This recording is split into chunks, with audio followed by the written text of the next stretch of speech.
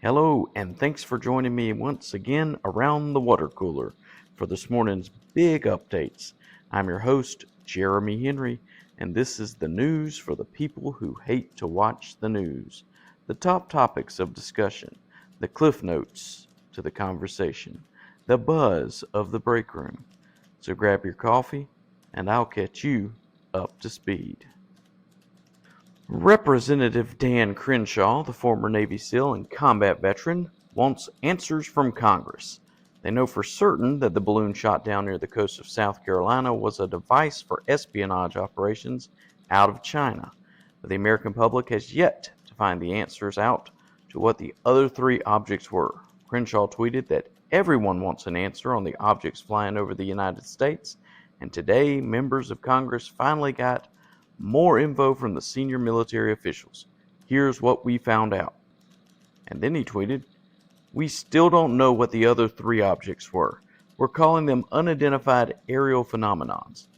So we haven't learned anything, other than we're swapping out the acronym UFO for UAP, which in my opinion doesn't have the same ring to it. Crenshaw added, "There's obviously still a lot we don't know." You think? Dianne Feinstein, the Democrat senator of California, announced her retirement, then appeared to dispute the announcement when asked about it a few hours later. The reporter asked her about her decision on not seeking re-election in 2024. Feinstein said, "I haven't made that decision. I haven't released anything." Then one of her own staffers informed her that the retirement statement had in fact been issued earlier, to which Feinstein responded by saying, "I didn't know they put that out." To me, this isn't that big of a deal. The lady's been in politics a long time. This is how I expect her to talk. Double talk. The news story, in my opinion, is if she actually had no plans on retiring, and this is how the DNC lets you know that your time is up. That might be why Bernie is an independent. Subway is trying to pull out of the station. The 58-year-old company said in a statement on Tuesday that its shareholders are exploring a possible sale of the company, and they've hired J.P. Morgan to assist them with the task. The restaurant didn't mention a price, but the Wall Street Journal, who announced the news, estimates a value of more than $10 billion. If they do find a buyer, it could be the biggest sale since Inspire Brands bought Dunkin' Donuts for $11.3 billion in 2020.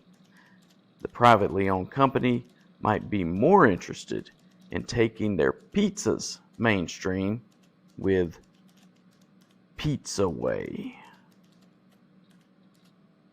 Nikki Haley, the former South Carolina governor and United Nations ambassador under President Trump's administration, has entered the presidential race.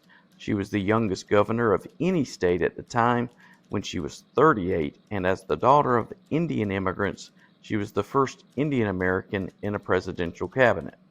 And she is popular among conservatives. However, Trump, her former boss, has already announced his candidacy and still remains extremely popular with his base. Not to mention, Ron DeSantis is expected to run and also has a huge following in the Republican Party.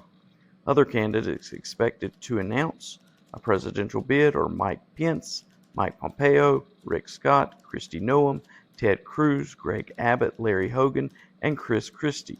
Still on the fence is Pedro Sanchez. And finally, the Oscar Mayer Wienermobile, a 27-foot-long hot dog-shaped vehicle, was parked at the Sonesta Suites Hotel in Las Vegas, poised to do a 4-day tour when someone stole the catalytic converter from the iconic car. They were able to get it temporarily fixed, but a permanent repair will likely take at least a month or two before the parts arrive. It's a huge problem in Vegas, catalytic converter theft. In 2022, more than 2,600 catalytic converters were reported stolen to the Las Vegas Metro Police. Law enforcement believe they're being sold all over the world for their valuable precious metals, leaving investigators upset to find that despite their claims, what happens in Vegas doesn't always stay in Vegas. There are no leads yet, but I called in a tip to investigate the Hamburglar. Well, that does it for now. I hope you feel more informed than you did before you got here. I'll catch you tomorrow at the same break time and the same break place. Until then, stay hydrated and don't forget to like and subscribe.